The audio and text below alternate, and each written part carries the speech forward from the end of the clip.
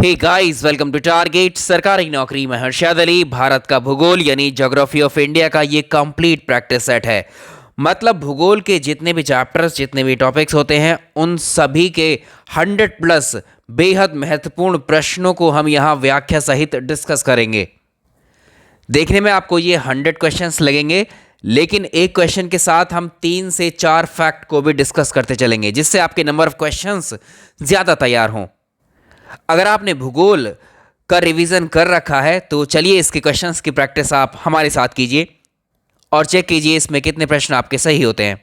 और इस वीडियो को आप लाइक कर दीजिएगा, शेयर भी कर दीजिएगा। इसका पीडीएफ आप डाउनलोड कर सकते हैं डिस्क्रिप्शन से, या टेलीग्राम चैनल पे इसका लिंक मिल जाएगा।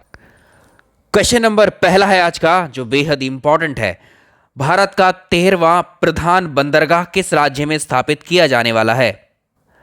इसका मतलब इससे पहले भारत में बंदरगाहों की संख्या कितनी है? 12। और ये 13वां बंदरगाह अब किस राज्य में बनाया जाएगा? 5 फरवरी 2020 को केंद्रीय मंत्रिमंडल के द्वारा महाराष्ट्र के वधावन, जो कि महाराष्ट्र में दहानू के पास में है वधावन, यहीं पर वधावन बंदरगाह, जो कि भारत का 13वां बंदरगाह होगा, इसको मंजूरी दे दी गई है। कुल मिलाकर अब वर्तमान में हमारे देश में 13 बंदरगाह हो जाएंगे बड़े बंदरगाह, और 200 से ज़्यादा हमारे पास छोटे बंदरगाह हैं। इन बंदरगाहों में से ऐसे प्रश्न पूछता है, तो जैसे मैंने कहा है कि एक एक प्रश्न के साथ हम व्याख्या करते चलेंगे, एडिशनल क्वेश्चंस की भी। तो बहुत पेशेंस के साथ, सब्र के साथ इस वीडियो में आप बने रहिए, क्योंकि जैसे आपके चैप्टर्स थ्योरी तैयार है उसी के अकॉर्डिंग यहाँ बहुत मदद मिलेगी आपको रिवीजन की क्वेश्चंस के साथ। एक सवाल पूछा जाता है कि भारत का सर्वाधिक गहरा बंदरगाह कौन सा है? इंडियाज़ डीपेस्ट सी पोर्ट कौन सा है? तो ये है विशाखापट्टनम बंदरगाह। इसी को हम जानते हैं गंगावरम पोर्ट के नाम से। कहाँ पर है ये? आंध्र प्रदेश में। एक सवाल और बनता है इसमें बेहद इंपॉर्टेंट, भारत का सबसे बड़ा बंदरगाह कौन सा है? तो ये है मुंबई पोर्ट, मुंबई बंदरगाह। जितने भी बंदरगाह हमारे देश में हैं, जितना भी कारोबार बंदरगाहों के थ्रू हमारे देश में होता है, उसका 20% से ज़्यादा कारोबार इसी मुंबई बंदरगाह से संचालित किया जाता है। और मुंबई बंदरगाह सालसेट द्वीप पर स्थित है। याद रखिएगा, सालसेट द्वीप पर है ये। एक बंदरगाह है जिसका नाम है कोलकाता बंदरगाह। ये पश्चिम बंगाल में हुगली नदी पर बना हुआ है, और इसका नाम चेंज करके डॉक्टर श्यामा प्रसाद मुखर्जी बंदरगाह या पोर्ट ट्रस्ट कर दिया गया है। ये भारत का एकमात्र नदी बंदरगाह है, और 12 जनवरी 2020 को इसने अपना जो स्थापना थी उसका 150वां वर्ष कंप्लीट किए हैं। तो इसके अकॉर्डिंग हमारे पहले सवाल का जो आंसर है वो होगा महाराष्ट्र। तो भारत का 13वां प्रधान बंदरगाह महाराष्ट्र के दहानू के पास बधावन में बनाया जा रहा है, 13th पोर्ट। सवाल नंबर अगला बेहद इंपॉर्टेंट है ये भी। कोंकण रेलवे से राज्यों को निम्नलिखित समुच्चयों में से कौन से एक को सर्वाधिक लाभ होगा? यानी कोंकण जो रेलवे है ये किन किन राज्यों से होकर के जा रही है? कोंकण रेलवे ये भारत की जो वाणिज्यिक राजधानी है मुंबई, मुंबई से लेकर मैंगलोर तक जाती है ये। और ये लाइन जो है गोवा, कर्नाटक, महाराष्ट्र, इनसे होकर के जाती है। तो कोंकण रेलवे मार्ग कहाँ से कहाँ तक है? ये रोहा से लेकर मंगलौर तक है, यानी मुंबई यानी महाराष्ट्र से कर्नाटक। तो महाराष्ट्र, गोवा, कर्नाटक, इन 3 राज्यों में है कोंकण रेलवे मार्ग। और भारत में जो पहली रेलवे लाइन थी वो 1853 में बिछाई गई थी या चालू की गई थी, वर्ष 1853 में, मुंबई से ठाणे के बीच में, जिसने टोटल डिस्टेंस 34 किलोमीटर की ट्रैवल की थी। भारत की पहली सेमी हाई स्पीड ट्रेन जिसका नाम है वंदे भारत, कहाँ से कहाँ को चलती है? नेक्स्ट है कि भारत की पहली semi high speed train Vande Bharat कहाँ से चलती है? इसका आंसर हम करेंगे। तो इस ट्रेन को जो सेमी हाई स्पीड ट्रेन है भारत की पहली, इसको हम जानते हैं वंदे भारत के नाम से, और वंदे भारत को ही हम जानते हैं ट्रेन 18 के नाम से। और ये चलती है वाराणसी से नई दिल्ली के मध्य। इसको वर्ष 2019 में चालू किया गया था। भारतीय पर्यटन के स्वर्ण त्रिभुज में सम्मिलित कौन कौन से सिटीज़ हैं? इम्पॉर्टेंट है ये भारतीय पर्यटन का जो स्वर्ण त्रिभुज है, जो स्वर्णिम त्रिभुज है, ये टूर उत्तर भारत का सबसे लोकप्रिय पर्यटन त्रिभुज माना जाता है। इसमें इस टूर में 3 शहरों को शामिल किया जाता है, 3 शहरों को जोड़ता है ये ट्रायंगल, स्वर्णिम ट्रायंगल जिसकी हम बात कर रहे हैं, और इनका अपना समृद्ध इतिहास रहा है। और ये तीनों स्थान जो हैं सांस्कृतिक विविधता की दृष्टि से आकर्षण का केंद्र रहते हैं पर्यटन के लिए। तो इसमें जो 3 शहर शामिल किए जाते हैं वो है आगरा, दिल्ली और जयपुर। आगरा, दिल्ली और जयपुर ये मिलकर के ट्रायंगल फॉर्म करते हैं भारत के मानचित्र पर। पिछले प्रश्न में हमने स्वर्णिम त्रिभुज के बारे में पढ़ा और इस प्रश्न में हम पढ़ेंगे भारत की स्वर्णिम चतुर्भुज परियोजना किन किन को जोड़ती है। ये इंपॉर्टेंट है, अपने आप में कई बार प्रश्न पूछे हुए हैं इन पर। स्वर्णिम चतुर्भुज यानी गोल्डन क्वाड्रिलेटरल की अगर हम बात करें, भारत का ये एक बहुत ही फेमस सड़क मार्ग है। ये भारत का मैप है और इस पर अगर हम जाएं तो ये दिल्ली है और ये कोलकाता है। दिल्ली, कोलकाता, ये मुंबई है और ये चेन्नई है। इन चारों को अगर आप कनेक्ट कर देते हो तो ये क्वाड्रिलेटरल फॉर्म कर लेता है। मतलब ये जो कनेक्टिविटी दिख रही है ये बाई रोड है, ये सड़क मार्ग है जो इनको कनेक्ट कर रहा है। इसी को हम बोलते हैं स्वर्णिम चतुर्भुज। आंसर मिल गया आपको, ये किस किस को कनेक्ट कर रहा है? दिल्ली, मुंबई, चेन्नई, कोलकाता, भारत के 4 बड़े महानगरों को। सवाल नंबर अगला बेहद इंपॉर्टेंट। स्वर्णिम चतुर्भुज का पूर्वी पश्चिमी गलियारा निम्नलिखित में से किन केंद्रों यानी नाभिकों को जोड़ता है? ये देखिए, ये 2 गलियारे हैं, एक तो पूर्व पश्चिम गलियारा है, एक उत्तर दक्षिण गलियारा है। उस वो क्वेश्चन अलग से भी पूछ सकता है आपको। तो इन दोनों को, पूर्व पश्चिम गलियारा और उत्तर दक्षिण गलियारे, इन दोनों को ही स्वर्णिम चतुर्भुज परियोजना के अंतर्गत ही इनको बनाया जा रहा है। अगर हम देखें ये पूर्व में ये जो असम है, असम के सिलचर को पश्चिम में ये पोरबंदर यानी गुजरात में पोरबंदर से कनेक्ट कर रहा है। ये भी क्या है? ये सड़क मार्ग हैं, ठीक है, ये भी सड़क मार्ग है। दूसरा अगर हम देखें, उत्तर दक्षिण जो गलियारा है ये श्रीनगर से लेकर, जम्मू कश्मीर के श्रीनगर से लेकर के कहाँ तक आ रहा है? ये तमिलनाडु के कन्याकुमारी तक। तो ये हो गया हमारा पूर्वी पश्चिमी गलियारा जो कि असम के सिलचर से लेकर के गुजरात के पोरबंदर तक है। ऊपर से उत्तर से दक्षिणी गलियारा जो है हमारा वो जम्मू कश्मीर के श्रीनगर से लेकर तमिलनाडु में कन्याकुमारी तक है। और ये दोनों सड़कें, ये दोनों मार्ग आपको दिख रहे हैं, एक पॉइंट पर इंटरसेक्ट कर रहे हैं। यहाँ पर ये काट रहे हैं एक दूसरे को, ये क्रॉस कर रहे हैं। जहाँ पर पूर्वी पश्चिमी गलियारे उत्तर दक्षिणी गलियारे का संगम है, ये जो रोड आकर के मिल रही हैं, ये मिल रही हैं कहाँ पर? ये इम्पॉर्टेंट है, ठीक है, उत्तर प्रदेश में मिलती हैं ये आकर के झांसी में। तो झांसी को इन दोनों गलियारों का केंद्र बिंदु माना जाता है। इम्पॉर्टेंट है बहुत ज़्यादा, ये प्रश्न पूछा हुआ है आपसे कई बार परीक्षा में अलग अलग। तो अभी हमें आंसर क्या करना? अभी कई तरह के प्रश्न यहाँ से आप बना सकते हैं, कम से कम 3 क्वेश्चन तो बन ही जाएंगे। इसका आंसर कर लेंगे, हमें तो पूर्वी पश्चिमी गलियारे का ही आंसर करना है। तो सिलचर से पोरबंदर, अभी देखा है हमने, ये सिलचर एवं पोरबंदर को कनेक्ट करता है कौन? स्वर्णिम चतुर्भुज का पूर्वी पश्चिमी गलियारा। भारतमाला परियोजना निम्न में से किससे संबंधित है? नेक्स्ट क्वेश्चन है हमारा, जो भारतमाला परियोजना है ये किससे संबंधित है? जो भारतमाला परियोजना है, भारत में सड़कों के विकास के लिए परियोजना लाई गई है और सड़कों के देखरेख के लिए आप जानते हैं national highway authority of India limited काम करती है। यानी भारतीय राष्ट्रीय राजमार्ग प्राधिकरण, NHAI बोलते हैं जिसे हम। तो इसका आंसर हम करेंगे NHAI, national highway authority of India. इस प्रश्न को आपसे ऐसे भी पूछ लेता है NSEW कॉरिडोर, यानी north south east west corridor के नाम से भी पूछ लेता है कभी, इसमें कंफ्यूज आप हो जाएं। तो NSEW कॉरिडोर क्या है? ये पूर्वी पश्चिमी दक्षिणी उत्तरी गलियारे को ही बोलते। क्वेश्चन नंबर नेक्स्ट देखेंगे, भरमौर जनजातीय क्षेत्र किस प्रांत में स्थित है? अगर हम बात करें भरमौर जनजातीय क्षेत्र की, तो ये हिमाचल प्रदेश में जो ज़िला है चंबा, हिमाचल प्रदेश का एक चंबा ज़िला है। इस चंबा ज़िले में स्थित है भरमौर। सवाल नंबर नेक्स्ट बेहद इंपॉर्टेंट, वर्ष 2011 की जनगणना के अनुसार भारत के किस राज्य के आदिवासियों की आबादी का प्रतिशत उसकी कुल आबादी की तुलना में सबसे अधिक है? According to the census of 2011 2011 की जनगणना के अनुसार भारत की कुल आबादी का 8.6% जनजातियां निवास करती हैं। तो याद रखिएगा, हमारे देश में जो सर्वाधिक जनजातियां पाई जाती हैं वो इन्हीं राज्यों में पाई जाती हैं। सर्वाधिक की बात चल रही है यहाँ पर। पूरे देश की आबादी का 8.6% है। अगर हम लक्षद्वीप में देखें तो सबसे ज़्यादा जनजातियां पाई जाती हैं, ट्राइब्स 94.8% लक्षद्वीप में है। मिज़ोरम में 94.4, नागालैंड में 86.5, मेघालय में 86% और अरुणाचल प्रदेश में 68.8। अभी बताना है कि अनुसार किस राज्य में आदिवासियों की आबादी का प्रतिशत उसकी कुल आबादी की तुलना में सबसे अधिक है।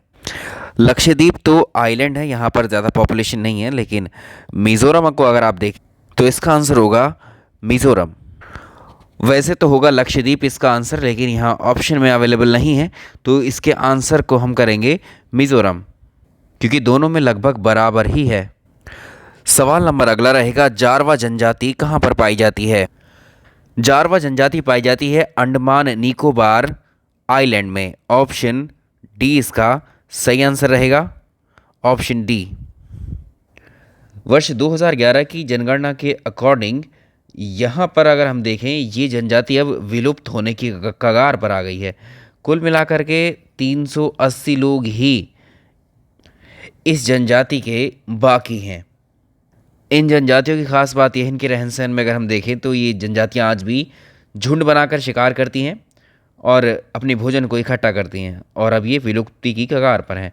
तो अंडमान निकोबार आइलैंड में और दूसरी जनजातियाँ जो हैं उसमें जैसे निकोबरीज़ हैं, ओंगस हैं, सेंटिनलीज़ हैं, ये हम, और शॉम्पेन है। ये पूछा भी जाता है, शॉम्पेन और जो सेंटिनलीज़ हैं इन दोनों के बारे में क्वेश्चन पूछा हुआ है। ओंगस के बारे में क्वेश्चन पूछा हुआ है। तो ये समझ में आ गया, जारवा, शॉम्पेन, सेंटिनलीज़, ओंगस, निकोबरीज़, ये सब कहाँ की हैं? ये अंडमान निकोबार आइलैंड की जनजातियाँ हैं। तो ये अंडमान निकोबार की प्रमुख जनजातियाँ हैं, जारवा, शॉम्पेन, सेंटिनलीज़, ओंगस, और अभी हम पढ़ ही चुके हैं ग्रेट अंडमानीज़, साथ ही निकोबरीज़। ये बात की दोनों को नाम से पहचान सकते हैं, बाकी इनको याद रखना जो यहाँ लिखी हुई हैं। सवाल नंबर अगला, असुर एक जनजाति है। असुर इज़ अ ट्राइब ऑफ। अगर हम बात करें असुर जनजाति की, तो भारत में रहने वाली एक प्राचीन आदिवासी समुदाय है ये। और अगर हम देखें ये किन किन राज्यों में है, ये मेनली झारखंड में पाई जाती हैं इस तरह की जनजाति, असुर जनजाति। और आंशिक रूप से अगर थोड़े बहुत देखें तो बंगाल और उड़ीसा में भी ये लोग मिलते हैं।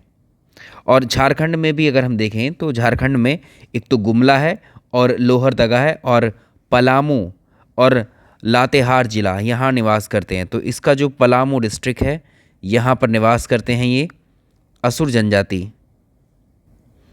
कहाँ? झारखंड का, झारखंड। तो इसमें अगर हम बात करें 2011 जनगणना के अनुसार भारत में सर्वाधिक अनुसूचित जनजातियां जो पाई जाती हैं वो मध्य प्रदेश के अंदर पाई जाती हैं। हमारे देश में कुल मिलाकर हमारे देश की पॉपुलेशन का 8.6% ये क्या है? ये भारत में, मतलब भारत की जो पॉपुलेशन है उसका 8.6% जनजातियां हैं।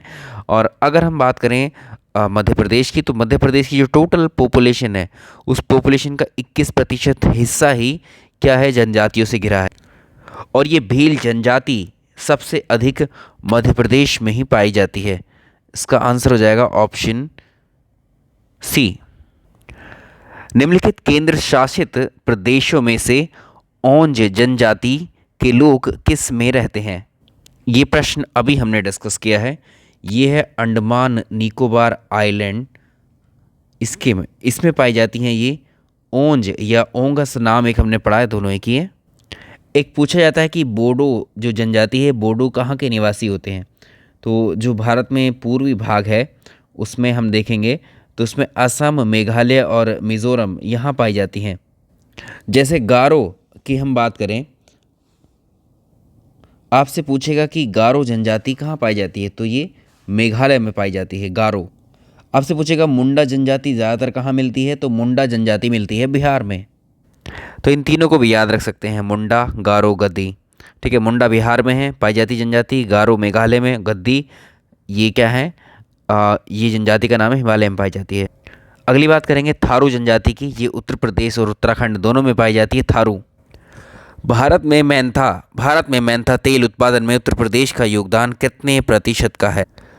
भारत में अगर हम देखें मेंथा तेल का उत्पादन सबसे ज़्यादा उत्तर प्रदेश में किया जाता है। तो मेंथा की खेती जो की जाती है वो रामपुर, बरेली, मुरादाबाद, बदायूं, पीलीभीत, बाराबंकी, फैज़ाबाद, लखनऊ, अंबेडकर नगर, इन सब जगह मेंथा की खेती की जाती है। और यहाँ पर इसका आंसर करेंगे, ये 90% से ज़्यादा प्रोडक्शन अकेले यूपी का ही है भारत में मेंथा के क्षेत्र में। तो किसानों के द्वारा बड़े पैमाने पर मेंथा की खेती की जाती है। मेंथा क्या है? ये जो टूथपेस्ट आप मॉर्निंग में यूज़ करते हैं उसमें जो ठंडापन आता है आपको, वो मेंथा ऑयल ही होता है। जो आयोडेक्स, झंडू बाम वगैरह इसमें ठंडा ठंडा जो भी पदार्थ आपको फील होता है, ये मेंथा ऑयल ही होता है। माउथ फ्रेशनर्स में भी यही आता है, विक्स इनहेलर सभी में ये आता है। नागालैंड के पर्वत क्रमशः बंजर होते जा रहे हैं, उसका प्रमुख कारण क्या है? नागालैंड के अंदर जो पर्वत हैं, जो माउंटेन्स हैं, वो बंजर होते जा रहे हैं, उनके पीछे का कारण क्या है? टेररिज्म है क्या? अर्बनाइजेशन है? जो फार्मिंग है? इसका आसानी से आंसर कर सकते हैं आप। जो नागालैंड में हिली एरियाज़ होते हैं, इन हिली एरियाज़ में जो भी जंगल वगैरह होते हैं, एक तो जंगलों को काटा जाता है पहली बात, और जंगलों को काट कर यहाँ पर जो है फसलों की बुआई की जाती है। और यहाँ पर क्या करते हैं, इन पर्वतीय क्षेत्रों में पहले तो वनों को साफ़ कर देते हैं, फिर 2-3 साल तक एक स्थान पर कृषि की जाती है यहाँ पर।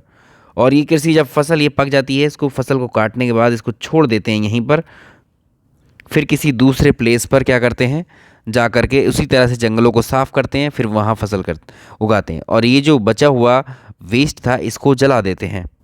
इसको बोलते हैं शिफ्टिंग फार्मिंग, यानी शिफ्ट कर जाना, एक जगह से दूसरी जगह चला जाना। तो इसको बोलते हैं हम शिफ्टिंग फार्मिंग या झूम कृषि या झूम फार्मिंग। ऑप्शन सी सही आंसर होगा।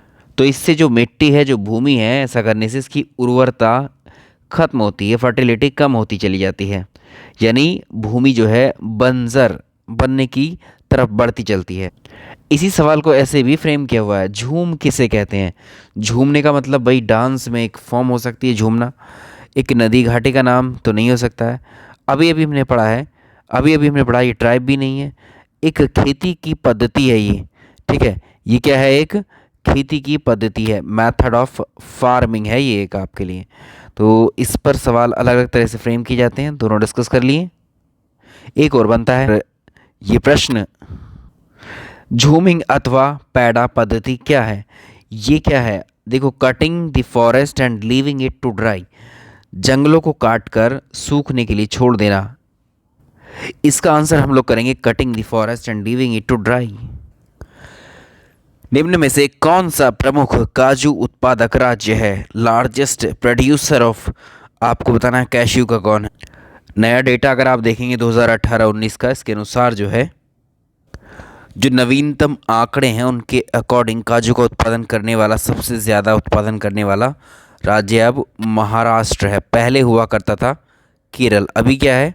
महाराष्ट्र है। महाराष्ट्र में निम्नलिखित में से कौन सी एक फसल श्वेत स्वर्ण के नाम से जानी जाती है? जो कॉटन है, जो कपास है, ये कपास काली मिट्टी में इसकी पैदावार बहुत अच्छी होती है। तो कपास की पैदावार के लिए काली मिट्टी काफ़ी उपयोगी होती है, और काली मिट्टी सबसे ज़्यादा प्रचुर मात्रा में जो पाई जाती है वो महाराष्ट्र में पाई जाती है। तो इसलिए हम कह सकते हैं कि महाराष्ट्र के ज़्यादातर क्षेत्रफल पर कपास की खेती की जाती है, और इसकी उपयोगिता को देखते हुए इसी को स्वर्ण, एक तरीके से इसी को श्वेत स्वर्ण कहा जाता है। तो इसमें हमने आंसर क्या किया? कॉटन यानी कपास इसका सही आंसर होगा। सवाल नंबर अगला, भारत में दलों का नॉट दल, दालें, pulses, largest producer of pulses in India, कौन सा राज्य में सबसे ज़्यादा दालें उत्पादन की जाती? लार्जेस्ट प्रोड्यूसर ऑफ पल्सेस कौन है? मध्य प्रदेश। अकेले मध्य प्रदेश भारत का 33.88% दालों का उत्पादन करता है। दूसरे नंबर पर आता है कौन? सेकंड नंबर पर आता है राजस्थान। सवाल हमारा अगला, भूमि की उर्वरता बढ़ाने के लिए निम्न में से कौन सी फसल उगाई जाती है? एक्चुअली हम देखें, जो मिट्टी होती है, मिट्टी में जो लेगुमिनस पौधे होते हैं, जो दालों के पौधे होते हैं, उनमें एक बैक्टीरिया पाया जाता है राइजोबियम। ये एटमॉस्फेयर की नाइट्रोजन को लेकर के उसको नाइट्रेट में परिवर्तित कर देता है और मिट्टी में ऐड कर देता है। तो मिट्टी के न्यूट्रिएंट का काम करते हैं नाइट्रेट, तो इससे मिट्टी की उर्वरता बनी रहती है। तो हम कह सकते हैं इनमें अगर देखें, गेहूँ, चावल, गन्ना, इन सभी में मूंग एक दाल है, तो ये दाल का पौधा है। अगर दाल की खेती की जाएगी किसी मिट्टी पर, तो उसकी उर्वरता यानी उसकी फर्टिलिटी बनी रहेगी। तो याद रखिएगा, उत्तर प्रदेश में अनाज उत्पादन में, गेहूं के उत्पादन में उत्तर प्रदेश प्रथम स्थान पर है। कृषि भूमि कृषि भूमि में किसके पौधे उगाने से भूमि का अपरदन अधिक तेजी से होता है? मृदा अपरदन या सॉइल इरोजन या भूमि का अपरदन हम बोलते हैं। जी मिट्टी है, मिट्टी चाहे बारिश के प्रभाव से, चाहे हवा के, चाहे तूफान के प्रभाव से, जो मिट्टी की ऊपरी परत है, इसमें छोटे छोटे जो मिट्टी के कण हैं, पार्टिकल हैं, जब वर्षा होती है, बारिश होती है, तो बारिश की बूंदें इस पर पड़ती हैं और ये मिट्टी के कण अपनी जगह छोड़ करके ही डिस्प्लेस होकर के आगे की तरफ बढ़ते चले जाते हैं, चलते चले जाते हैं। तो मिट्टी की ऊपरी परत को टूटना ही क्या बोलते हैं? सॉइल इरोजन, मिट्टी का अपरदन बोलते हैं। और आप जानते हैं पृथ्वी की जो ऊपरी सतह है, बाहरी लेयर है, आउटर लेयर, ये जिस पर हम लोग विद्यमान हैं, हम लोग चलते हैं, ये कैसे इसका क्षरण होता है? इस पर या तो ये वायु के संपर्क में आने से या जल के संपर्क में आने से स्थानांतरित होती जाती है। ठीक है, तो इसमें जो सोरघम है, सोरघम यानी ज्वार, ज्वार के पौधों की जड़ें द्वारा जो है मृदा की जो आंतरिक संगठन है उसको वो ढीला कर देती है। इसकी वजह से जो है भूमि का अपरदन अधिक तेजी से होने लगता है। तो इसका आंसर हम करेंगे सोरघम यानी ज्वार। इसका आंसर सही होगा। निम्नलिखित में से भारत में उत्पादित रेशम की सबसे ज़्यादा उत्पादित की जाने वाली किस्म कौन सी है? ये सवाल भी बेहद इम्पॉर्टेंट है और कई बार परीक्षाओं में पूछ लिया जाता है।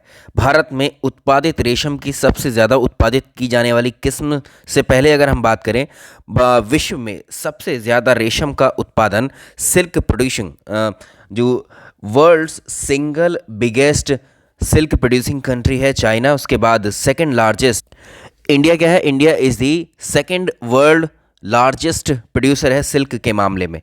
ठीक है, तो भारत में अभी जो है कई तरह के रेशम उत्पादन किए जाते हैं, तो इसमें जो सबसे ज़्यादा है वो है म्यूलबेरी। तो भारत में शहतूत यानी म्यूलबेरी से रेशम सबसे ज़्यादा उत्पादन इसका किया जाता है। ऑप्शन ए हो जाएगा इसका। भारत में रेशम का सबसे ज़्यादा उत्पादन किया जाता है, राज्यों की अगर बात करें तो कर्नाटक के अंदर। कर्नाटक भारत में रेशम का सबसे बड़ा उत्पादक राज्य है। सवाल नंबर नेक्स्ट, भारतीय अन्न भंडारण प्रबंधन एवं अनुसंधान संस्थान Indian grain storage management and research institute कहाँ पर है? IGMRI भारतीय अन्न भंडारण प्रबंधन एवं अनुसंधान संस्थान उत्तर प्रदेश के हापुड़ जिले में है। हापुड़ जिले में केशव नगर है, यहीं पर स्थित है। सामाजिक वानिकी और पर्यावरण पुनर्वास केंद्र centre for social forestry and eco rehabilitation is located in, ये लोकेटेड है प्रयागराज उत्तर प्रदेश में। तमिलनाडु का समुद्र तट क्या कहलाता है? Sea coast of Tamil Nadu is known as, देखिए ये है भारत और यहाँ पर है तमिलनाडु और आंध्र प्रदेश। तमिलनाडु और आंध्र प्रदेश का जो समुद्र तट है, इनको बोला जाता है कोरोमंडल तट। इसी सवाल को ऐसे पूछता है, आंध्र प्रदेश और तमिलनाडु के समुद्र तट को क्या कहा जाता है एक साथ? कोरोमंडल तट। निम्नलिखित में से कौन सोन नदी का वास्तविक स्रोत है? ओरिजिन बताना है, सोन रिवर कहाँ से निकलती है एक्चुअली। सबसे पहले सोन नदी को पूछता है, सोन नदी किस नदी की सहायक नदी है? तो ये गंगा की ट्रिब्यूटरी है सोन नदी। और ये कहाँ से निकलती है? मध्य प्रदेश में है शहडोल डिस्ट्रिक्ट। मध्य प्रदेश का जो शहडोल डिस्ट्रिक्ट है, वहीं पर अमरकंटक में ये निकलती है मैकाल पर्वत से। इसका आंसर हो जाएगा ऑप्शन ए, शहडोल जिले में अमरकंटक से निकलती है और ये MP मध्य प्रदेश में। निम्न नदियों में से कौन सी एक नदी हिमालय की तीनों श्रेणियों को आर पार काटती है? जो सतलज नदी है, ये चीन में तिब्बत के पठार से निकलती है? सतलज नदी, जो हिमालय की तीनों श्रेणियों को काटती है। सतलज नदी का उद्गम स्थल पूछा जाता है आपसे, तो इस नदी यानी सतलज नदी का जो उद्गम स्थल है वो तिब्बत में जो मानसरोवर के पास राक्षस ताल है, इसी से निकलती है। राक्षस ताल झील से निकलती है ये। 3 नदियां हैं ये, एक है ब्रह्मपुत्र, दूसरी सतलज, तीसरी सिंधु। ये तीनों ही नदियां हिमालय से होकर के बहती हैं। ये हमने आपको डिस्कस किया था मैप पर। इसका आंसर हो जाएगा ब्रह्मपुत्र, सतलज, सिंधु नदी हिमालय को काटकर बहकर आने वाली नदियां हैं।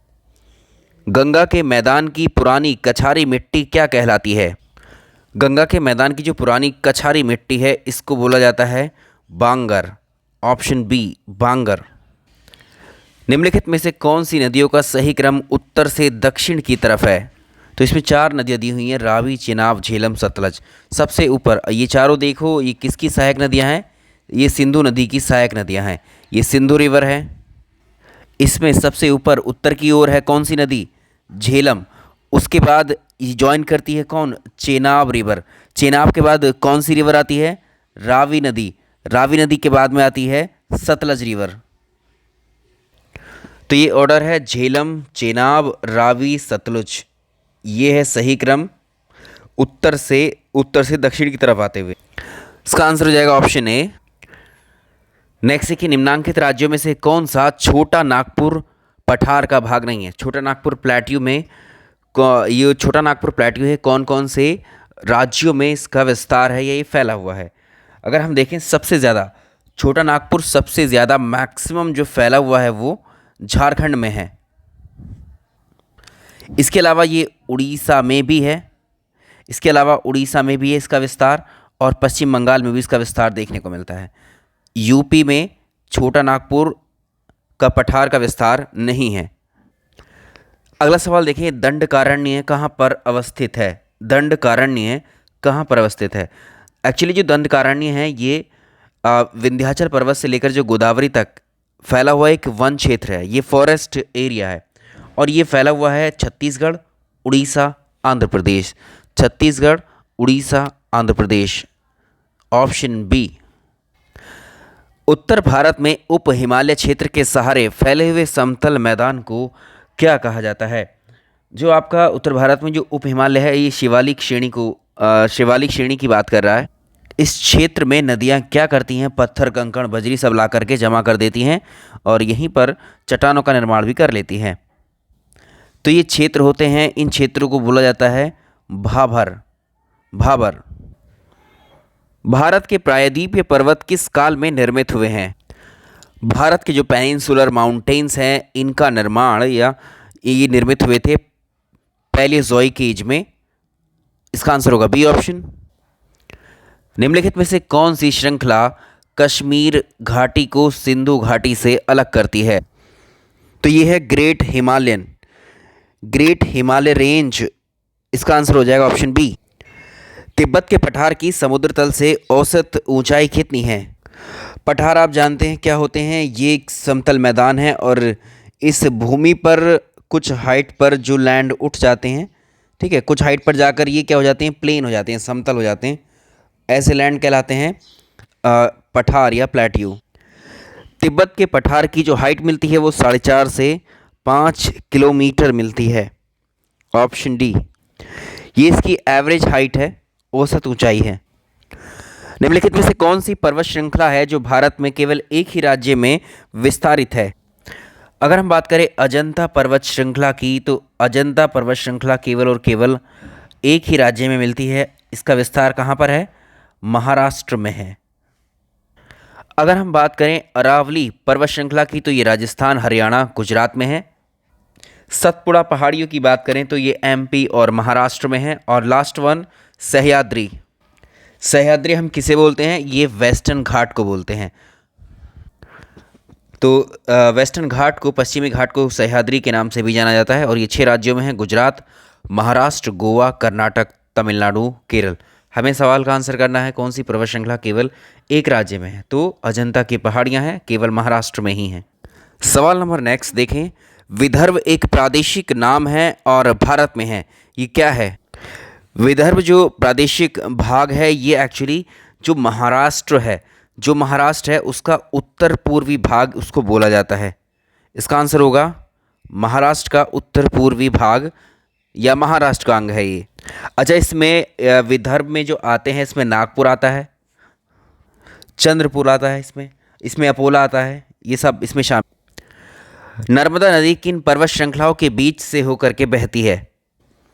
नर्मदा घाटी नर्मदा नदी किन पर्वत श्रृंखलाओं के बीच में स्थित है? घाटी की बात यहाँ कर रहा है, कभी पूछ लेता है नर्मदा नदी किन दो पर्वत श्रेणियों के बीच से बहती है? तो ये हैं सतपुड़ा और विंध्याचल। सतपुड़ा और विंध्याचल के बीच स्थित है। धूपगढ़ की चोटी कहाँ पर स्थित है? जो सतपुड़ा रेंज है या सतपुड़ा की जो पहाड़ियाँ हैं उसमें जो सबसे ऊंची चोटी है वो धूपगढ़ की चोटी है। तो इसका आंसर होगा ऑप्शन ए, सतपुड़ा रेंज में पड़ती है कौन सी? धूपगढ़ चोटी। तो जो सतपुड़ा पर्वत श्रृंखला है उसी के अंदर है महादेव की पहाड़ियाँ और उन्हीं में एक है धूपगढ़ की चोटी या धूपगढ़ पर्वत जो सबसे ऊंचा है इसमें। तो मध्य प्रदेश का या कह सकते हैं सतपुड़ा रेंज का सबसे ऊंचा पर्वत है ये धूपगढ़ चोटी। इसकी हाइट अगर आपसे पूछ ले कभी कभी तो ये होती है 1350 मीटर। हिमालय पर्वत श्रेणियाँ निम्नलिखित में से किस राज्य का हिस्सा नहीं होती हैं? इसको आप पहचान सकते हैं क्योंकि उत्तराखंड में तो हिमालय पर्वत की कुछ श्रेणियाँ पाई जाती हैं। हिमालय पर्वत का हिस्सा उत्तराखंड में भी आता है। पहले ये उत्तराखंड जो है उत्तर प्रदेश का भाग होता था, इसलिए अगर ये सवाल 2006 से पहले आता तो उत्तर प्रदेश में भी क्या होता? हिमालय पर्वत। जब उत्तराखंड को सेपरेट कर दिया गया है तो हिमालय पर्वत श्रेणियाँ उत्तराखंड में है, उत्तर प्रदेश में नहीं है। सिक्किम में इसका विस्तार है, हिमाचल प्रदेश में भी इसका विस्तार है। किन दो पर्वत श्रेणियों के मध्य में कश्मीर वैली स्थित है?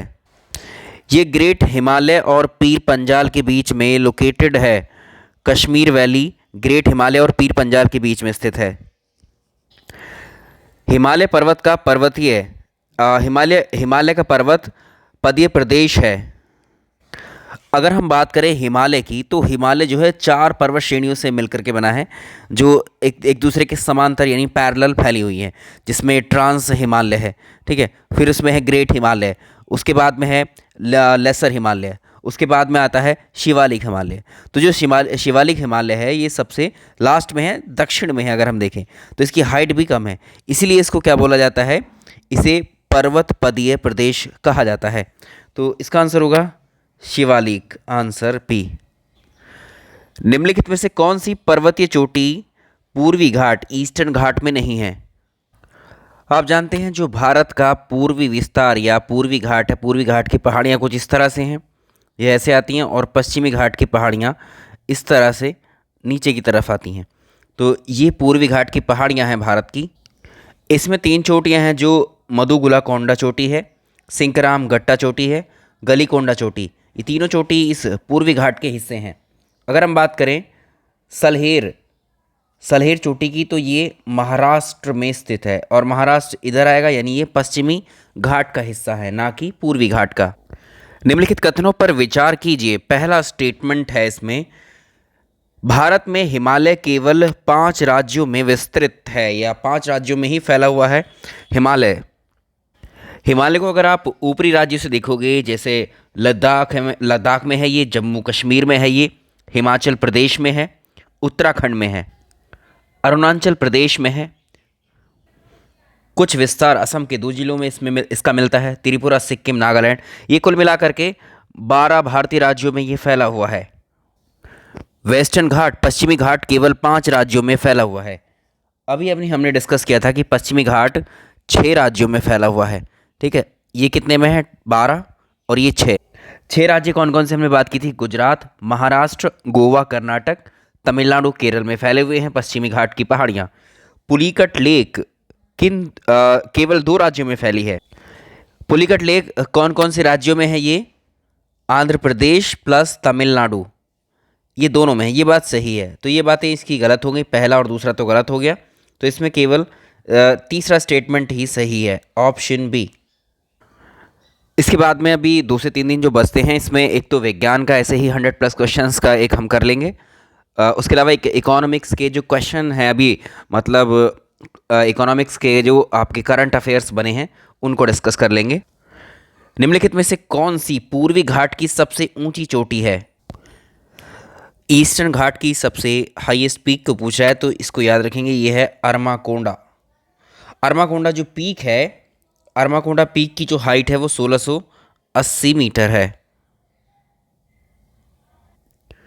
कन्याकुमारी से सटी हुई पहाड़ियाँ कौन सी हैं? कन्याकुमारी के सबसे नज़दीक जो पहाड़ियाँ हैं वो कार्डमम यानी इलायची की पहाड़ियाँ आती हैं, ऑप्शन सी। सवाल नंबर नेक्स्ट, निम्न हिमालय पर्वत श्रेणियों में से किस पर्वत श्रेणी को अटल टनल पार करती है? अगर हम बात करें अटल टनल की, तो इसका निर्माण पूर्वी पीर पंजाल श्रेणी में किया गया है। पूर्वी पीर पंजाल श्रेणी में जो कनेक्ट करती है मनाली को लेह से जोड़ती है, और इसकी लंबाई 9.02 किलोमीटर है। सियाचिन ग्लेशियर कहाँ पर लोकेटेड है? सबसे पहले तो सियाचिन ग्लेशियर की लोकेशन अलग अलग करके पूछता है, और इसको अगर देखें कौन सी श्रेणी में है ये हिमालय की, इस तरह से भी पूछता है। तो सियाचिन ग्लेशियर हिमालय की जो पूर्वी काराकोरम पर्वतमाला है इसमें है, ठीक है। तो कहाँ पड़ेगा ये? पूर्वी काराकोरम में, और ये पूरा रीजन लद्दाख में है, ठीक है। अगर आप स्टेट में देखोगे तो ये कहाँ पर है? लद्दाख में। इस पर प्रश्न ऐसे भी पूछा हुआ है, सियाचिन ग्लेशियर किन दो देशों के मध्य विवाद का कारण है? तो भारत और पाकिस्तान के बीच में सियाचिन ग्लेशियर को लेकर विवाद है, क्योंकि ये हमारे देश का हिस्सा है, हमारे भारत में है सियाचिन ग्लेशियर। इस पर पाकिस्तान जो है अपना अधिकार बताता रहता है। तो हम बात कर रहे थे किसकी? सियाचिन ग्लेशियर की। तो जो ये सियाचिन ग्लेशियर है, ये सियाचिन ग्लेशियर यहाँ पर ये काराकोरम श्रेणी है, ये लद्दाख वाला एरिया है, और यहीं पर है एक नुब्रा घाटी। इसी नुब्रा घाटी के उत्तर में है ये सियाचिन ग्लेशियर, ठीक है। तो अभी आंसर कर लेंगे हम, नुब्रा घाटी के उत्तर में है, यानी नुब्रा घाटी किसके पास में है? सियाचिन ग्लेशियर के पास में ही है। सियाचिन ग्लेशियर, सियाचिन हिमनद भारत का सबसे बड़ा ग्लेशियर है, याद है आपको, और ये विश्व का दूसरा सबसे बड़ा ग्लेशियर है। तो भारत का सबसे बड़ा ग्लेशियर हुआ सियाचिन ग्लेशियर, विश्व का दूसरा सबसे बड़ा ग्लेशियर हुआ सियाचिन ग्लेशियर। तो विश्व का पहला सबसे बड़ा या विश्व का सबसे बड़ा ग्लेशियर कौन सा हुआ? तो विश्व का सबसे बड़ा जो ग्लेशियर है वो फेडचेनको ग्लेशियर है, ये ताजिकिस्तान में है। कुमाऊं हिमालय निम्नलिखित में से किन नदियों के बीच में स्थित है? कुमाऊं हिमालय निम्नलिखित में से किन दो नदियों के बीच में स्थित है? हिमालय का विभाजन जब नदियों के आधार पर किया जाता है तो उसका डिवीज़न एक अलग तरह से आता है। जैसे जो सिंधु नदी और सतलज नदी के बीच का जो मैदान है, ठीक है, मैदान नहीं, सिंधु और सतलज नदी के बीच में जो हिमालय की रेंजेस आती हैं वो पंजाब हिमालय कहलाती हैं। ऐसे ही काली नदी और तीस्ता नदी के बीच में जो रेंजेस आती हैं हिमालय की, वो नेपाल हिमालय कहलाता है। उसके बाद सतलज और काली नदी के बीच में जो रीजन है हिमालय का वो कहलाता है कुमाऊं हिमालय, और तीसरा ब्रह्मपुत्र के बीच का असम हिमालय। इसका आंसर कर लेंगे हम, ऑप्शन सी। भारत के प्रादेशिक जल क्षेत्र का विस्तार कितना है? भारत के टेरिटोरियल वाटर का बताना है, एक्सटेंशन कहाँ तक है। अगर हम इसकी बात करें प्रादेशिक जल विस्तार की, तो भारत के समुद्री तट से लेकर के 12 नॉटिकल माइल की दूरी तक स्थित जो वाटर है इसको बोलते हैं भारत का टेरिटोरियल वाटर। आंसर हो जाएगा ऑप्शन सी, समुद्र तट से भारत के 12 समुद्री मील तक। और आपसे पूछा हुआ है एक नॉटिकल माइल या एक समुद्री मील में ये होता है 1.8 किलोमीटर।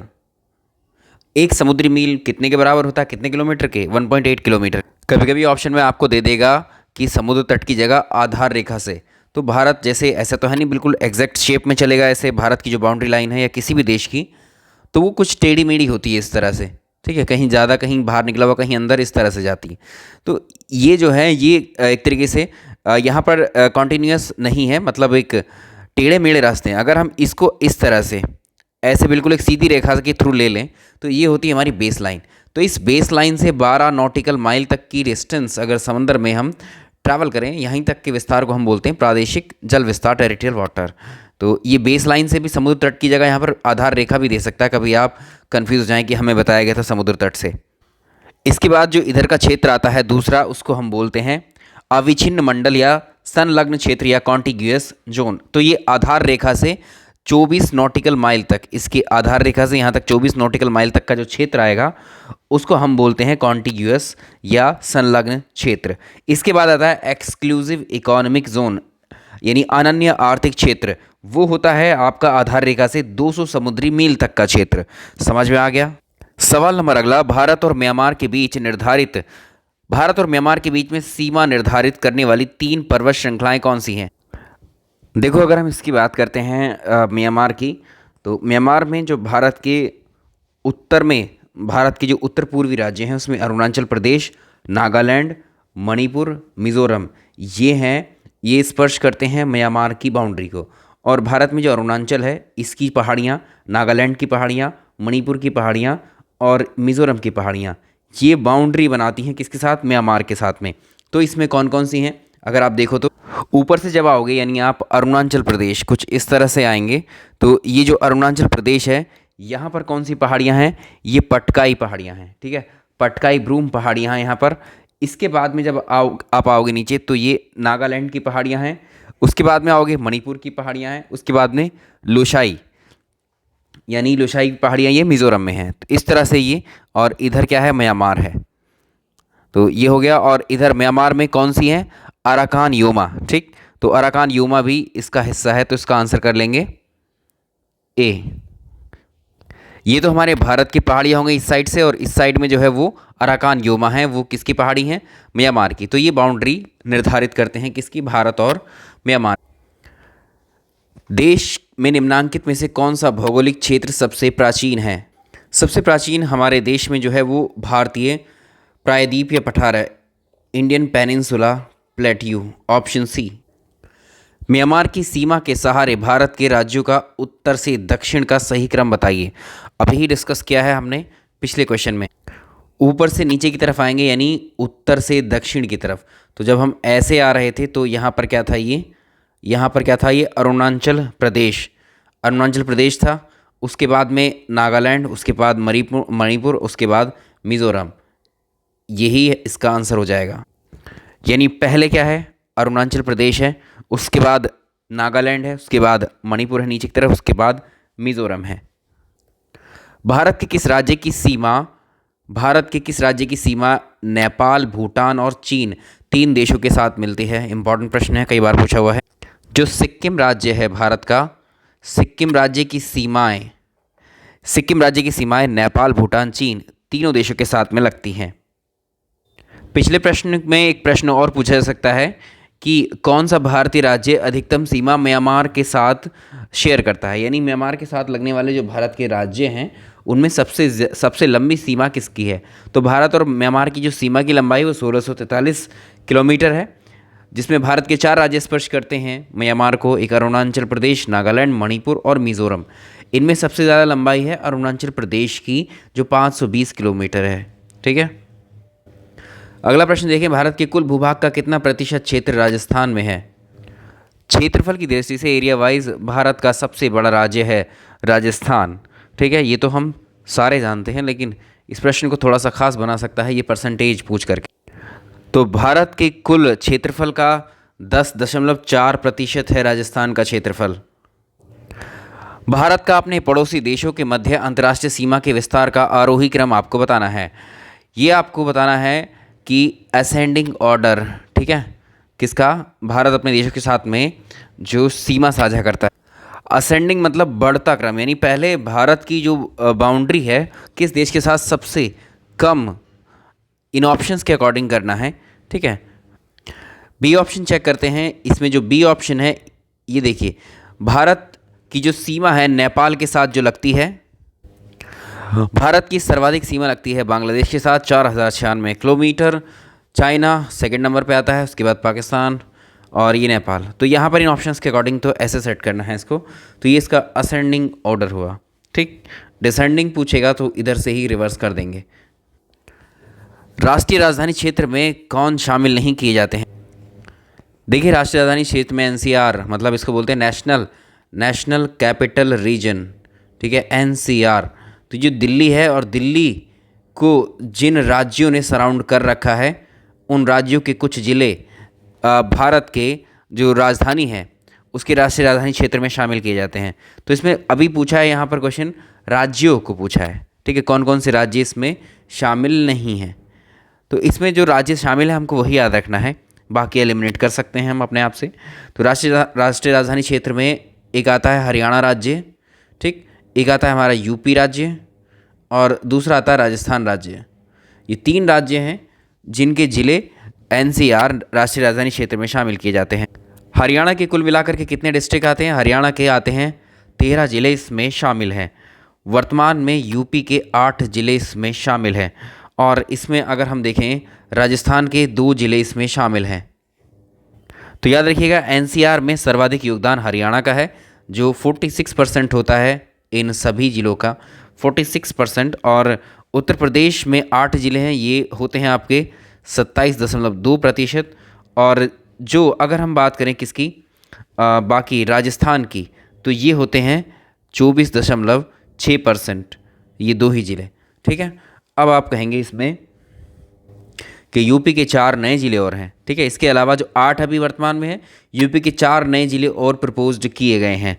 सहारनपुर, मथुरा, अलीगढ़, बिजनौर, इनको एनसीआर में शामिल करने की घोषणा की गई है, ठीक है। ये भी याद रखेंगे कौन कौन से हैं। इसमें है सहारनपुर, मथुरा, अलीगढ़, बिजनौर, ये और याद रखने। राजस्थान में 2 ज़िले हैं, अब आंसर कर सकते हो इसमें, उत्तर प्रदेश है, राजस्थान है, हरियाणा है, पंजाब इसका भाग नहीं है। भारत का क्षेत्रफल, सवाल है भारत का क्षेत्रफल संसार के क्षेत्रफल का 2.4% है। पूरे विश्व की जनसंख्या का कितना प्रतिशत? तो ये 17.7% जो विश्व की टोटल पॉपुलेशन है उसका 17.7% संपूर्ण मानव जाति का भारत में निवास करती है। जो दंडकारण्य क्षेत्र है ये किस राज्य में स्थित है? ये पड़ता है आपका छत्तीसगढ़ में, उड़ीसा में भी पड़ता है ये इसका क्षेत्र, और ये तेलंगाना, आंध्र प्रदेश, इन सभी में। तो यानी more than 1 of the above, यानी 1 से अधिक राज्यों में ये है, ठीक है। तो ये इन सभी राज्यों में है। वर्ष 1953 में जब आंध्र प्रदेश एक अलग राज्य बनाया गया तब उसकी राजधानी इसमें से कौन सी थी? तो यहाँ पर भाषा के आधार पर सबसे पहले मांग उठाई गई थी कि राज्य का गठन किया जाए। तो इसमें मद्रास में जो एक तरीके से तेलुगु भाषी लोग थे, इन्होंने आंदोलन शुरू किया था। तब पोट्टी श्री रामल्लू ने एक नेतृत्व किया था आंदोलन का, जो ये मांग कर रहे थे कि भारत में राज्यों का गठन जो है भाषा के आधार पर किया जाना चाहिए। तो तेलुगु भाषी लोग ये डिमांड कर रहे थे कि भाषा के आधार पर उनका जो है नए स्टेट का गठन किया जाना चाहिए। 56 दिन का ये आमरण अनशन करते हैं। इसके बाद इनकी पोट्टी श्री रामल्लू की मृत्यु हो जाती है और आंदोलन और तीव्र और हिंसक हो जाता है। इसके फलस्वरूप क्या होता है, तेलुगु भाषियों के लिए एक नए राज्य को भाषा के आधार पर बनाने की घोषणा कर दी जाती है और 1 अक्टूबर 1953 को आंध्र प्रदेश का गठन किया जाता है। तो 1953 में जो ये आंध्र प्रदेश का गठन किया गया था उस वक्त इसकी राजधानी कुरनूल को बनाया गया था। Option B, Kurnool. निम्नलिखित प्रमुख भारतीय नगरों में कौन सा एक नगर अधिक पूर्व की ओर अवस्थित है? इसमें मैप पर आप देखिएगा, इसमें हैदराबाद, भोपाल, लखनऊ, बेंगलोर, ये राजधानियां हैं अलग अलग राज्यों की। तो सबसे पूरब में, ठीक है, सबसे पूरब में इस साइड में इनमें से कौन सी राजधानी है? ठीक, आपसे ये पूछा है। तो इसका आंसर आप कर सकते हैं, आप मैप पर इसको देख सकते हैं। जो उत्तर प्रदेश की राजधानी लखनऊ, ये सर्वाधिक पूर्व में स्थित है। नेक्स्ट देखिए, सिलवासा किसकी राजधानी है? Silvassa is the capital of. जो दादर नगर हवेली है और दमन एंड दीव, ये पहले अलग अलग यूनियन टेरिटरी हुआ करते थे, इनको कर दिया गया है मर्ज, ठीक है। अब ये एक सिंगल यूनियन टेरिटरी हैं दोनों मिलाकर। दादर नगर हवेली एवं दमन एंड दीव ये एक ही यूनियन टेरिटरी है और इनकी राजधानी क्या है? ये सिलवासा है। इसका आंसर हो जाएगा ऑप्शन ए एंड बी, आपको एक साथ मिलेंगे अब एक ही ऑप्शन में।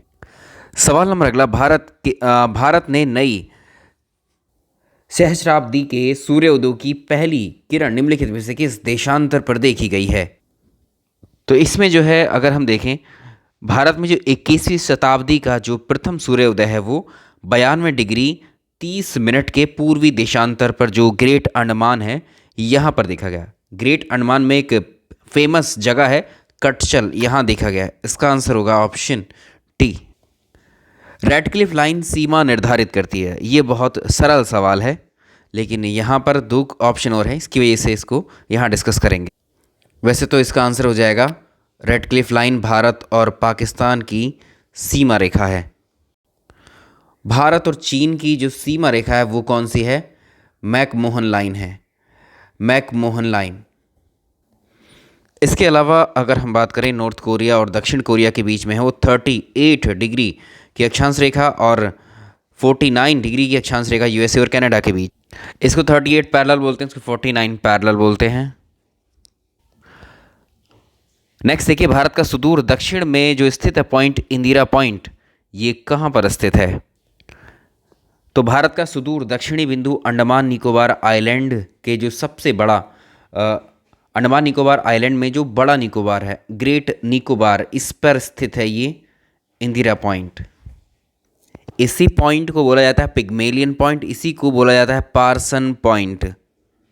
भारत की जो मुख्य भूमि है, मेनलैंड है, उसमें मतलब अगर अंडमान निकोबार को हटा दिया जाए तब जो मुख्य भूमि बचती है भारत की, उसमें भारत का दक्षिणतम बिंदु होता है कन्याकुमारी, इसी को बोलते हैं केप कोमोरिन अंतरीप। ठीक है, तो तमिलनाडु में स्थित है। नेक्स्ट, डंकन जल संधि किन किन के बीच में स्थित है? अच्छा प्रश्न है, कई बार ये परीक्षाओं में पूछा जाता है। अगर हम डंकन जल संधि है, डंकन पैसेज है, इसको देखें तो ये साउथ अंडमान और लिटिल अंडमान के बीच में है, साउथ अंडमान और लिटिल अंडमान। देखो, हमने अभी आपको इससे पहले 10 से 11 प्रैक्टिस सेट करवाए हैं भूगोल के, वो देख लीजिए आप उसको, पूरा मैप के थ्रू जितने भी पॉइंट्स हमने सारे कवर किए हैं टॉपिक वाइज उसमें।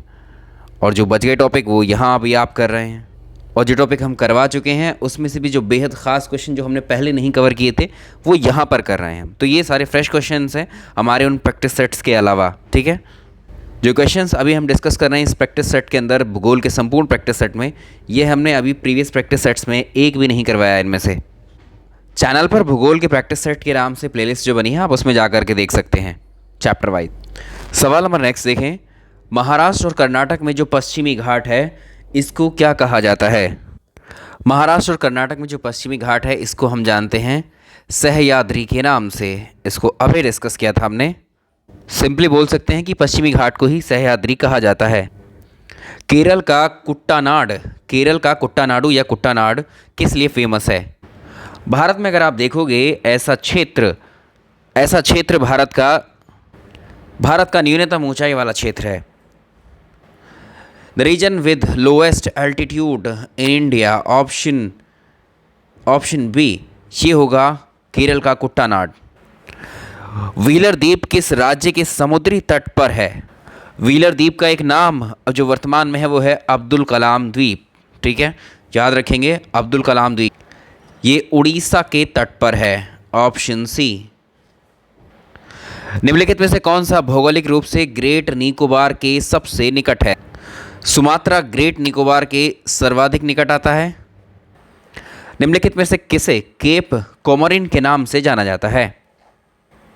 इसका आंसर आप सभी कर सकते हैं, यह है कन्याकुमारी, ऑप्शन सी, तमिलनाडु में है। तमिलनाडु का जो दक्षिणी तट है इसको कुमारी अंतरीप या केप कोमोरिन कहा जाता है, और भारत की मुख्य भूमि का दक्षिणतम बिंदु कन्याकुमारी में ही है।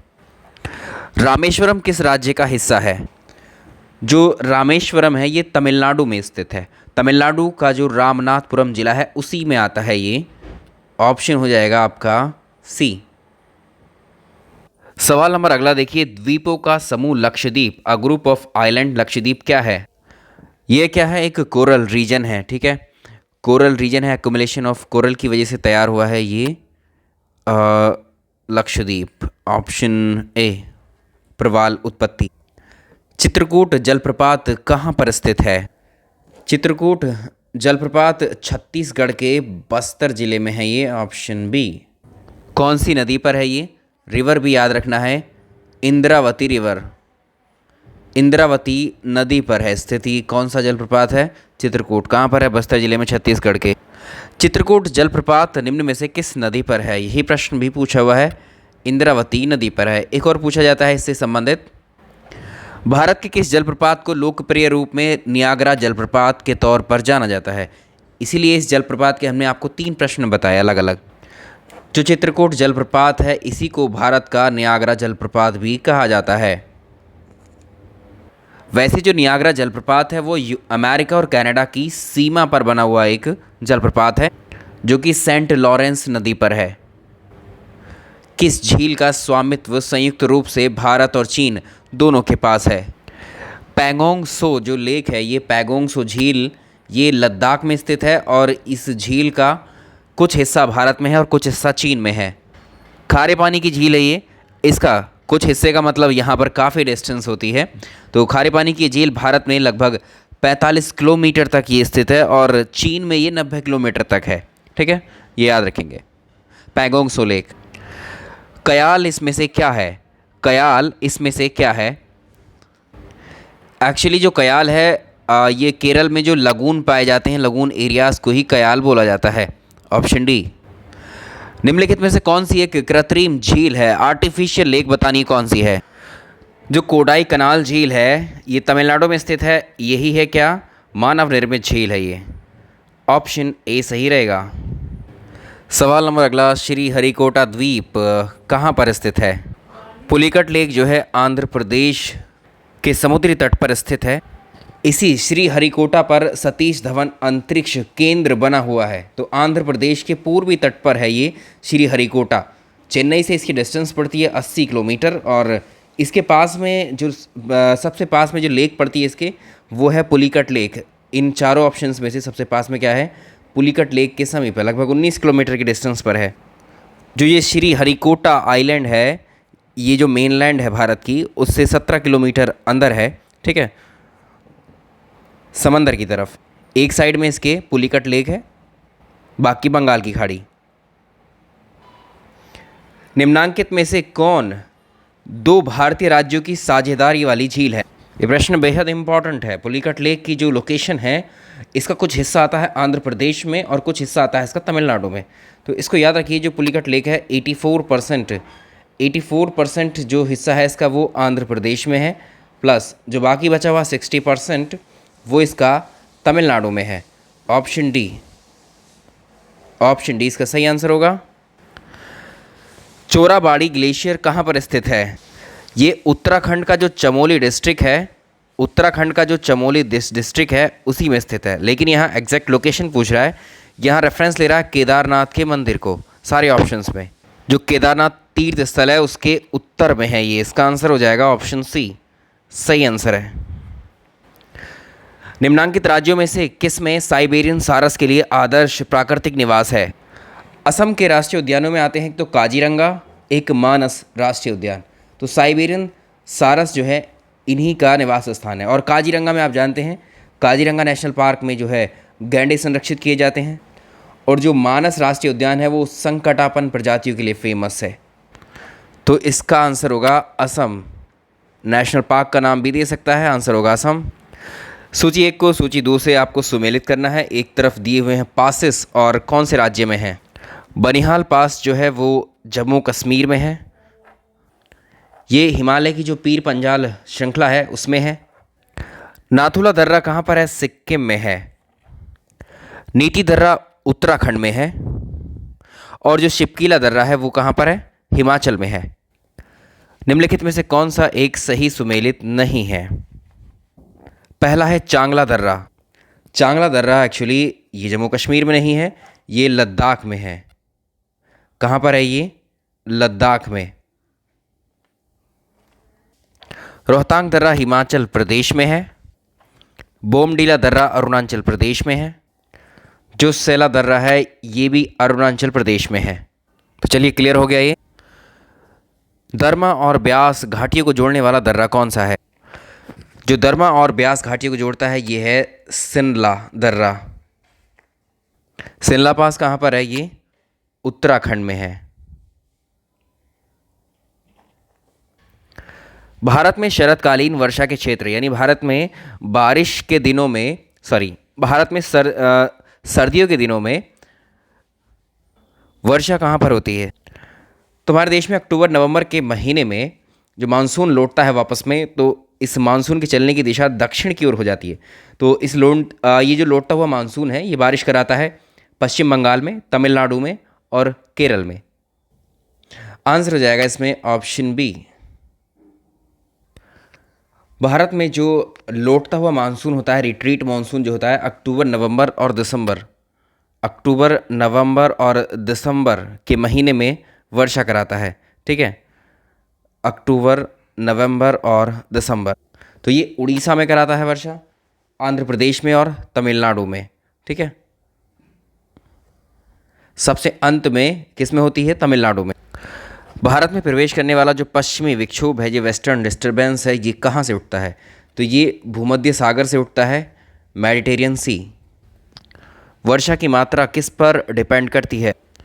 तो जो पृथ्वी के ऊपर जो ये वाटर वाला महासागरों वाला हिस्सा है, इसका टेम्परेचर जब इंक्रीज़ करता है तो ये वेपर बनकर वायुमंडल में पहुंच जाता है।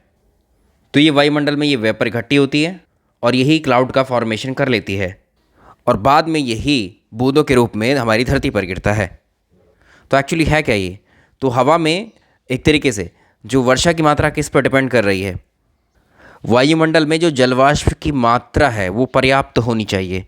ठीक है, एक तरह से इसकी नमी पर ही डिपेंड कर रही है, यानी ह्यूमिडिटी पर, वायुमंडल की नमी पर डिपेंड करती है।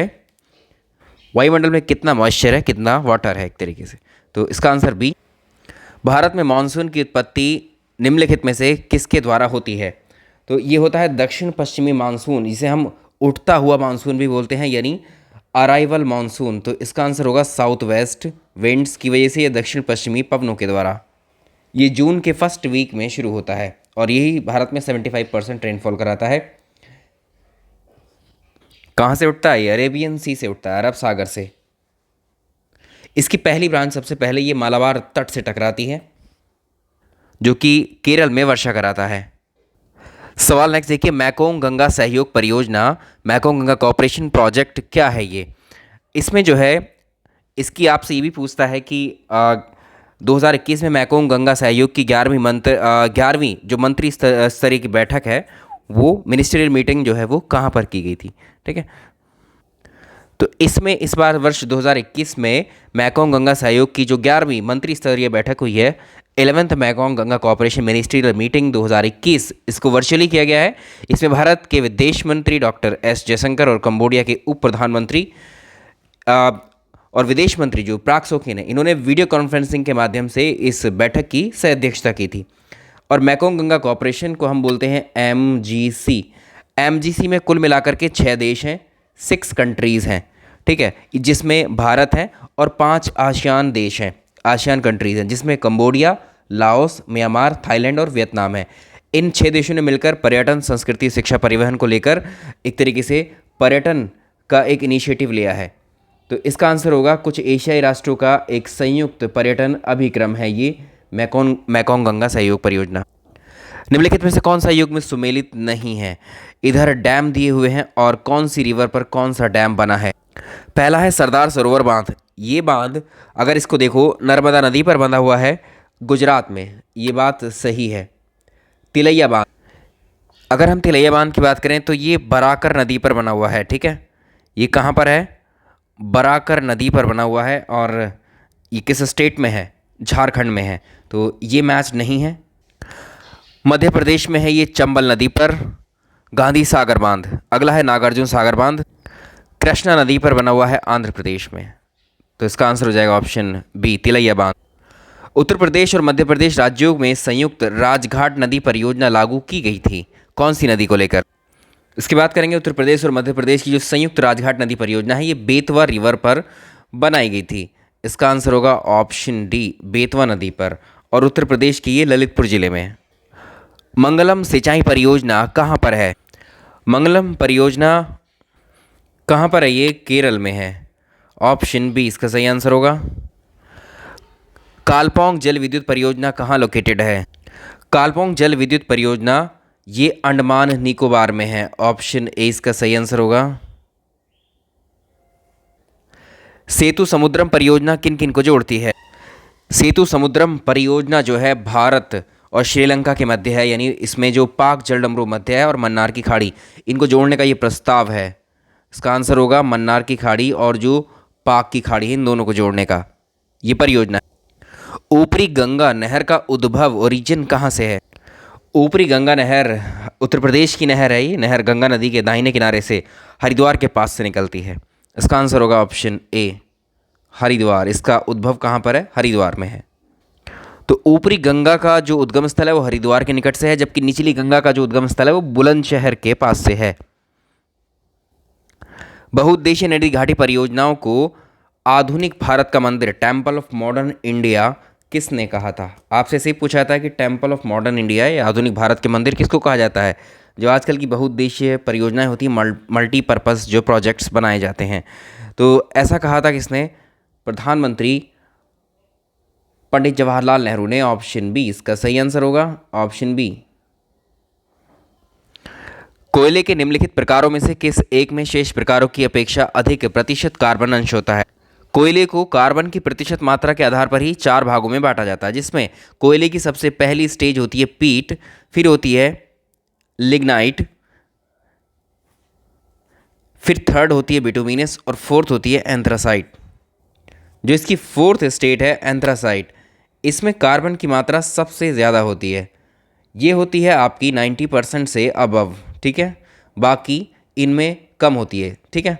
तो ये जिस ऑर्डर में है, फोर्थ, थर्ड, 3, 2, 1, इस ऑर्डर में इनकी कार्बन प्रतिशतता घटती है। सबसे ज़्यादा इसमें कार्बन प्रतिशत इसमें होता है, फिर सबसे ज़्यादा कार्बन प्रतिशत पाया जाता है एंथ्रासाइट में, उसके बाद पाया जाता है, उससे कम पाया जाता है बिटुमिनस में, उससे कम लिग्नाइट में, और उससे कम यानी सबसे कम पीट में।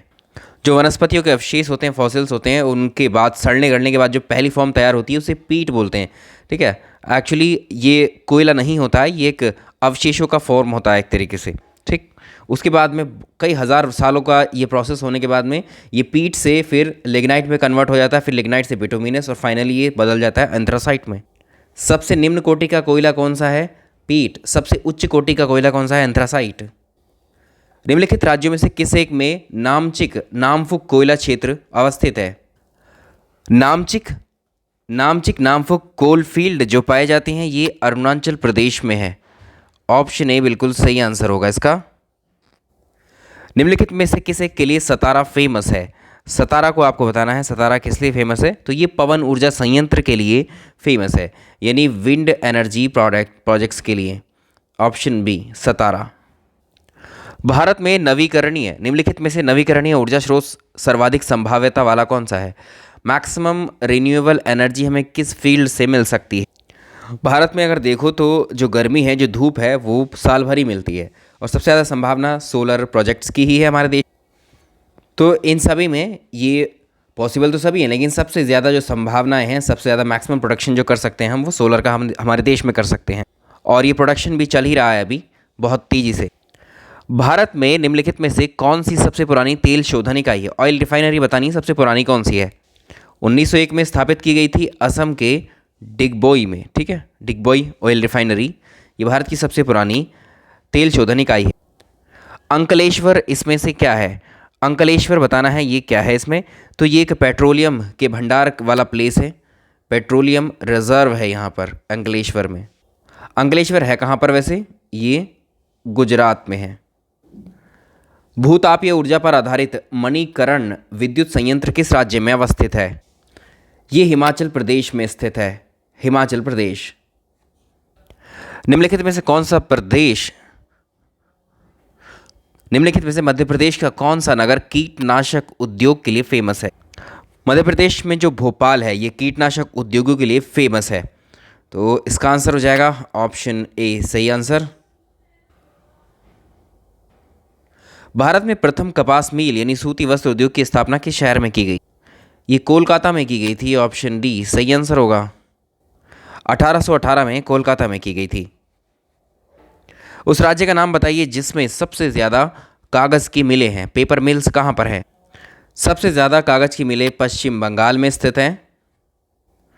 हमारे देश का जो 22% लगभग 22% कागज़ का उत्पादन हमारे देश में पश्चिम बंगाल में किया जाता है। निम्नलिखित में से कौन सा एक प्राकृतिक बंदरगाह नहीं है? हम जानते हैं भारत का जो समुद्र तट है वो 7,516 किलोमीटर लंबा है और इस समुद्र तट पर 13 बड़े बंदरगाह हैं।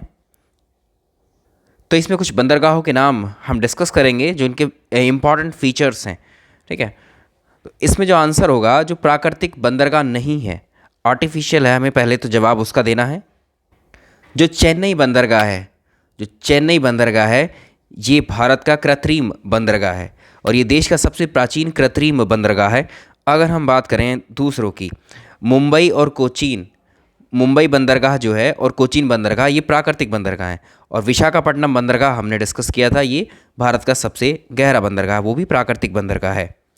और जो गुजरात में कांडला, ये गुजरात में है कांडला, ये ज्वारीय बंदरगाह है, ये मुक्त व्यापार वाला बंदरगाह है।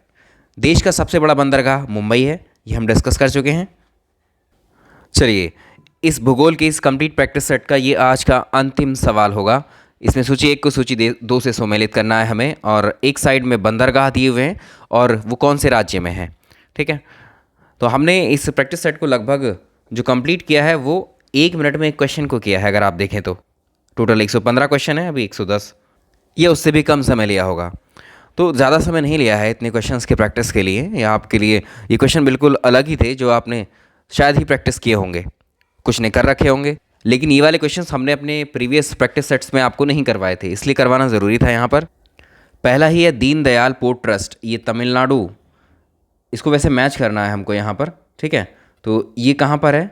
गुजरात में। अगर हम देखें, कांडला भारत के गुजरात राज्य में स्थित है, कच्छ ज़िले में है। तो ये जो है, अगर इसमें देखें, इसका अगर आयात निर्यात देखें, इसमें कांडला बंदरगाह का प्रशासन कांडला पोर्ट ट्रस्ट के हाथों में होता है। तो ये कहाँ पर है? गुजरात में है। जवाहरलाल पोर्ट ट्रस्ट कहाँ पर है? ये महाराष्ट्र में है। वीओ चिदम्बरम पोर्ट ट्रस्ट कहाँ पर है? ये आपका तमिलनाडु में है। और मर्मू गोवा जो पोर्ट ट्रस्ट है, इसको भी याद रखिएगा, इसके नाम में एक तरीके से गोवा है, या इससे समझ सकते हैं मर्मुगांव या मर्मू गोवा, ये गोवा में ही स्थित है, ठीक है। तो ये हो गए हमारे कुल मिलाकर के 100+ क्वेश्चंस। तो हमने 115 तो यहाँ डिस्कस किए, साथ ही एडिशनल क्वेश्चंस को भी कवर किया है हमने। इसके अलावा आप लोग प्राचीन भारत और मध्यकालीन भारत के मास्टर वीडियो के लिए बोल रहे हैं, संविधान के भी मास्टर वीडियो के लिए बोल रहे हैं। तो जिनको प्राचीन भारत मध्यकालीन भारत की जो PDF अगर पढ़ने हैं तो आप डिस्क्रिप्शन से डाउनलोड कर सकते हैं उनको। बाकी भी क्वेश्चंस की प्रैक्टिस को चालू करते हैं। अभी UP GK का एक मेरा इरादा और है कराने का, UP GK, ठीक है। तो वेट कर लेते हैं, देखते हैं इन 2 से 3 दिन में UP GK का कंप्लीट हो पाता है कि नहीं। बाकी जो 3 से 4 दिन बचते हैं, भाई अपनी प्रैक्टिस खुद करते रहिए अभी आप लोग अच्छे से। यहाँ पर अब 100+ क्वेश्चन की, मैंने 200 कहा था, लेकिन 100 क्वेश्चंस पे बहुत हो जा रहे हैं ये। तो अभी आखिरी समय में कुछ चुनिंदा क्वेश्चंस को ही हम करेंगे, जैसे अभी इस सेट में किए हमने, ऐसे ही अगले सेट में करेंगे। तो चलिए, इस वीडियो में इतना ही। वीडियो पसंद आया हो तो लाइक और शेयर ज़रूर कीजिएगा। Thank you so much.